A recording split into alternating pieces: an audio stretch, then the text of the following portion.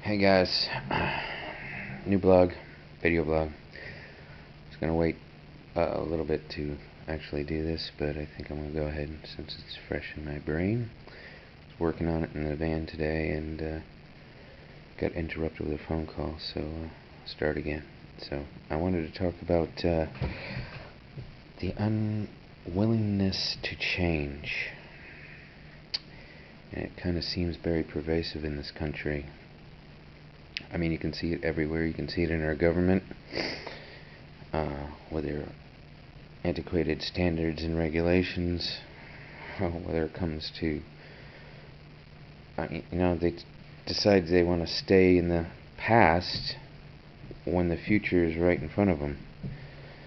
That does not come to nutritional medicine because our healthcare system is so steadfast in the overprescribing of medications, but it also comes to everything. We don't want to change, even though the country is changing right before our eyes. We just kind of want to stay the way we are, and you know what? Life is change, and we all evolve continuously. So, I think it's time we start looking towards the future of alternate ways to try to grasp hold of the obesity epidemic. And I think that comes with education. And, all these doctors can brag all they want and talk all they want, but you know what? In the end of the day, most people aren't going to listen. Now, maybe they're going to listen to someone like me only because I'm having the amazing results. And I know that I can't just stand on my laurels and just be happy with the success I'm having and where I'm going to probably be anyway. I got to take this further because I need to help people. And there's, when I seriously started reading some of those more than gut-wrenching emails, I know there's, 60 million people. 60 million people are out there.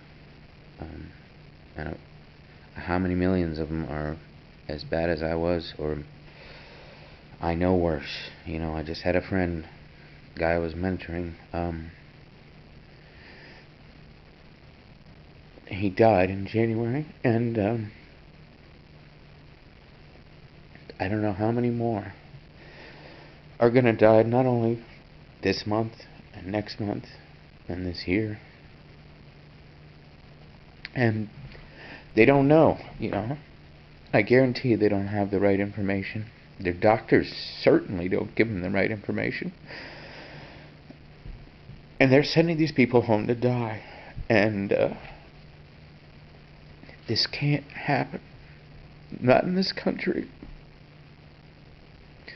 And I will not stop. I don't care if I have to go to the White House. I don't care if I have to stand in front of the White House. They're going to listen. I guarantee you they're going to listen. And I will find the right people to help me make that happen. And I'm starting to right now. And I'm going to keep meeting more and more. And I'm going to get to the right people. And we're going to, the whole movement, I don't care if it's organics, the whole natural health movement, nutrition, this movement is growing, and people like Big Pharma and Big Agri, they're scared. They see what's happening. Why are they making all these strange restrictions? Why are they passing that food safety bill in the middle of the night? I know why. Because they're afraid. They see where it's headed, because you know why? Health. If everyone was healthy, there would be no more profits to be made, because let's face it, healthy people only go to the doctor twice a year, to get checkups. I mean, you put a big hurting on a lot of industries that healthcare relies upon, including the new billion-dollar weight loss industries, obesity itself. I've seen firsthand how much obesity costs. Seen it on my insurance, what they're charging, and it's huge business. I mean, just for the wheelchair alone, for the couple months that I had it, you wouldn't even believe it. And these people how many of these people are being charged this, and how much money this country is making off it? They're making, it's not health care, it's sick care. It's symptomatic care. It's not only that, it's brainwashing because it's happening with the advertisement agencies. They're on TVs. I mean, you can't turn on a TV within 1 minute. You've got a drug company advertisement. I mean, it's literally brainwashing. Between that and the fast food industry, and people always make excuses, and that's it. The unwillingness to change. We're we're unwilling to put our health in the forefront. And if we don't put our health in the forefront, the country suffers as a whole. I mean, your work-related stuff goes down. People don't are sick more often. They got to go to the doctors more often. It's just a pervasive thing that keeps going, and we just sit there and we just ignore it. And the government certainly ignores it. I mean, you can tell it with all these GMO things. They just done alfalfa. They're doing sugar beets. They're letting this stuff go. And I'm telling you, and I've been writing my local government people, and you should see the rhetoric I get back from them. I mean, they don't even know.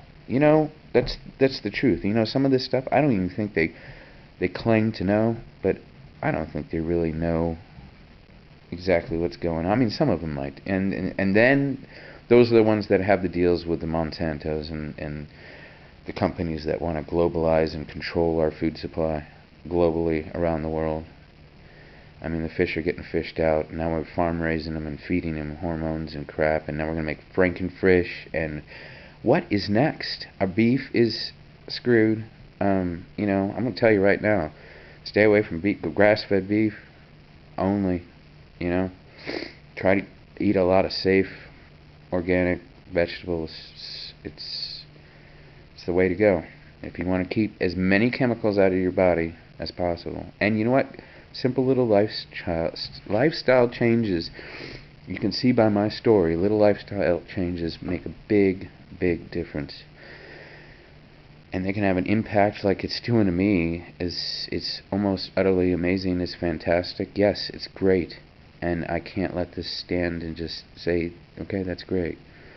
Because I need to use this platform and show people that not only am I serious, but we are a movement. And I need to get all the right experts together, and we form a panel. And like I said, I don't care if we have to go to Congress and sit there and explain this to them in detail. If they really want to get costs down, if you really want to get insurance costs down, if you really want to get drug costs down, quit overprescribing them, and then let's try to get our people healthy.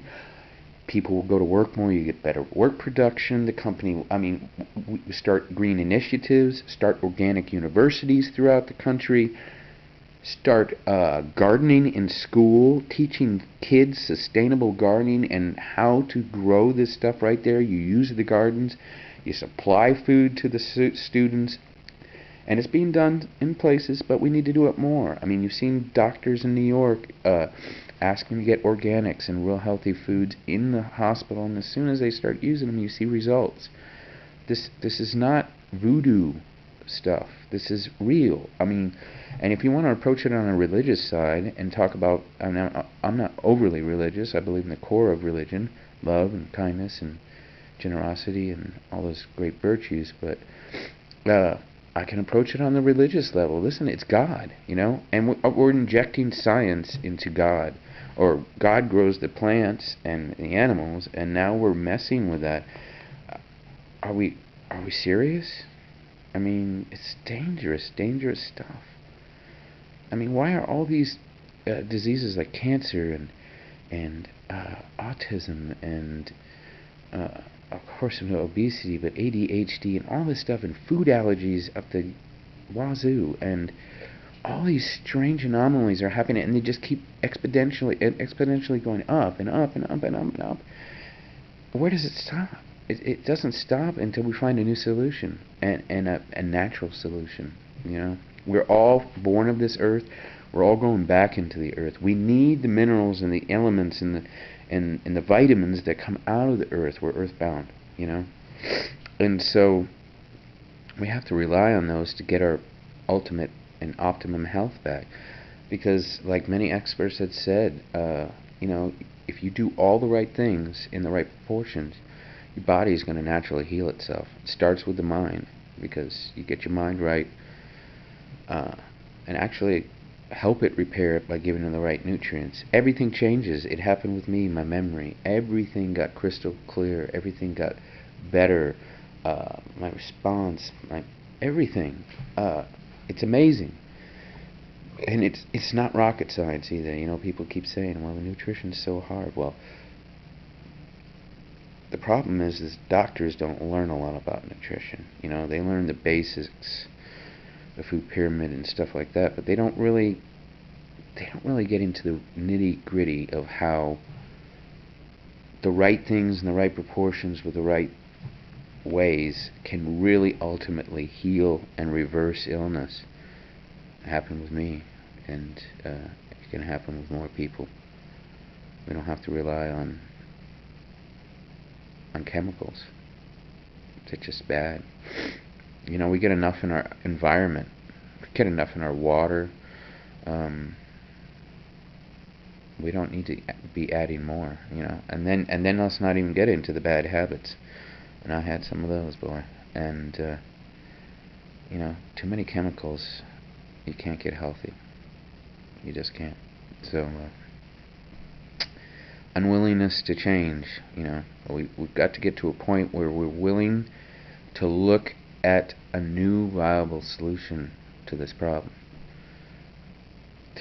There's hundreds of thousands, maybe even millions that believe in the same thing I'm telling you right now. I got to get with these people, and we got to make a difference, and we got to do it quickly, because I tell you, we haven't even begun to see the repercussions of obesity. Because when I get emails from people with 300 and plus pound 11-year-olds, and you know, I wasn't that size until I was like 18 years old. So they've jumped a whole decade on us. That's how quickly it's moving.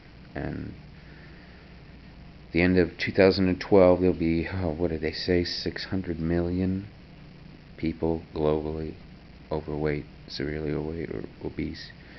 15 million in China and growing. This Western diet is killing us. It's severely killing us. We need to change. If we want to be that prosperous nation that we used to be 50 or so years ago, where men were strong as ox, and we were at the heart and the vibrancy of this nation, and we're losing it quick. We've got to get back. So that's kind of where I was at tonight. So talk to you later. Bye.